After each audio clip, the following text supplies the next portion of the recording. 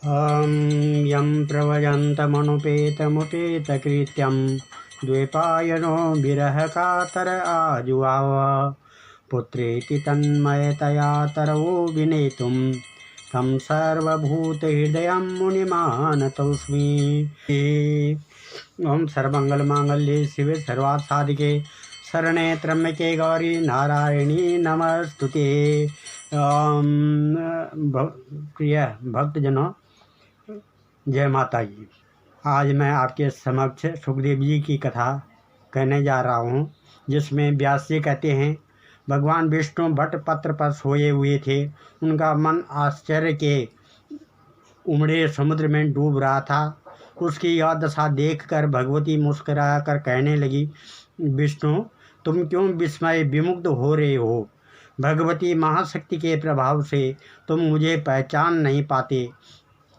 तुम सगुण परब्रह्म हो, वैसे ही मैं भी सगुणा शक्ति हूँ। अभी तुम्हारे नाभि कमल से प्रजापति ब्रह्मा की सृष्टि होगी। रजोगुण से संपन्न होकर वे संपूर्ण जगत की रचना करेंगे। भगवान विष्णु बोले, देवी, कुछ समय पूर्व मैंने आधा श्लोक सुना है।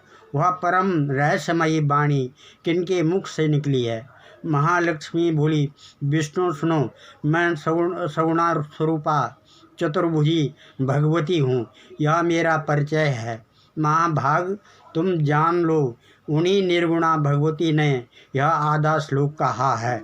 उसे इस पारम देवी भागवत पुराण समझ लेना चाहिए। व्यास जी कहते हैं, महालक्ष्मी के इस वचन को सुनने के पश्चात भगवान विष्णु ने उन्हें महामंत्र मानकर हृदय में सदा के लिए धारण कर लिया। कुछ समय व्यतीत हो जाने के बाद उनके नाभि कमल से प्रकट हुए ब्रह्मा जी दैत्यों से भयभीत होकर शरण में पहुँचे। तब श्री हरि ने घोर युद्ध करके उन मधु और कैटभ नामक दैत्यों को मारा। फिर वे स्पष्ट अक्षर वाले उस आधे श्लोक के जप में संलग्न हो गए। वह श्लोक क्या है? सर्वखल्वद्मेवाहं नान्यम अस्ति सनातनम। उन्हें जप करते देखकर ब्रह्मा जी के मन में अपार हर्ष हुआ। उन्होंने भगवान विष्णु से पूछा, जगदीश्वर, आप सभी देवताओं के आराध्य हैं, फिर आप किसका जप करते हैं? भगवान विष्णु बोले, ब्रह्मन, भगवती की चित शक्ति से मैं तुम तथा संपूर्ण प्राणी उत्पन्न हुए हैं। मैं उन्हीं का स्मरण करता हूँ। व्यास जी कहते हैं, ब्रह्मा जी भगवान विष्णु के नाभि कमल पर विराजमान थे। वहीं उन्होंने इस आधे श्लोक को याद कर लिया। तत्पश्चात अपने अमित बुद्धिशाली पुत्र नारद जी को इसकी शिक्षा दी। नारद जी ने उसे मुझे पढ़ाया। फिर मैंने 12 स्कंदों में विशद रूप में इसकी व्याख्या की। महाभाग, उसी वेद तुल्य पुराण का तुम अध्ययन करो। वह पुराण भगवती जगदम्बिका की उत्तम कथाओं से शोभित हैं। इसमें 18,000 श्लोक हैं। यह प्रशंसनीय कल्याणकारी पुराण श्रोताओं वक्ताओं को सुख देता, शांति प्रदान करता, दीर्घजीवी तथा पुत्र एवं पौत्र से संपन्न करता है। ये धर्मात्मा सुत मेरे शिष्य हैं। इस मंगलमय पवित्र पुराण का तुम्हारे साथ ही ये भी अध्ययन करेंगे।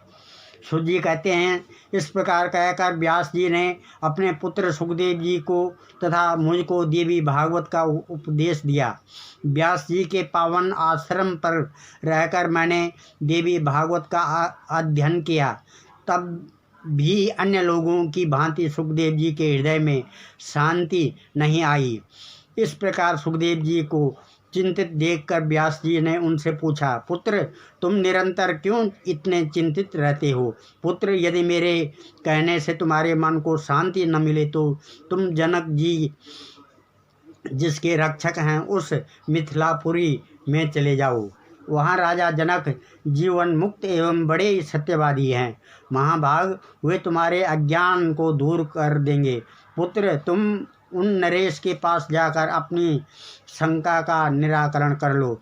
सुख जी कहते हैं, व्यास जी के इस प्रकार कहने पर सुखदेव जी ने उनके चरणों में मस्तक झुकाया, परिक्रमा की और उसी क्षण इतनी तीव्र गति से चल पड़े मानो धनुष से छूटा हुआ बाण हो।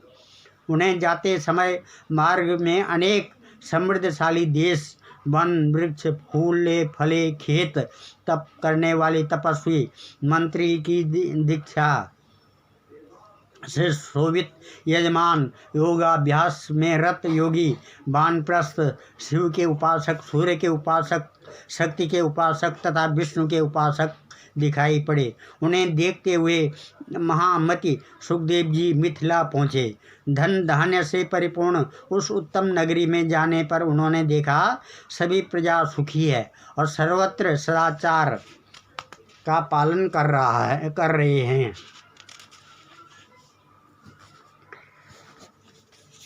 सुख जी कहते हैं, अब हम सुखदेव जी की गृह त्याग की कथा कहते हैं। सुख जी कहते हैं, तदंतर सुखदेव जी के आगमन का समाचार पाकर राजा जनक अपने मंत्रियों से गुरुपुत्र को आगे करके उनके पास गए। राजा जनक ने पूछा, महाभाग, आप बड़े निष्प्रिय महात्मा हैं, मुनिवर किस काम से आपका यहाँ पर पधारना हुआ, बताने की कृपा कीजिए।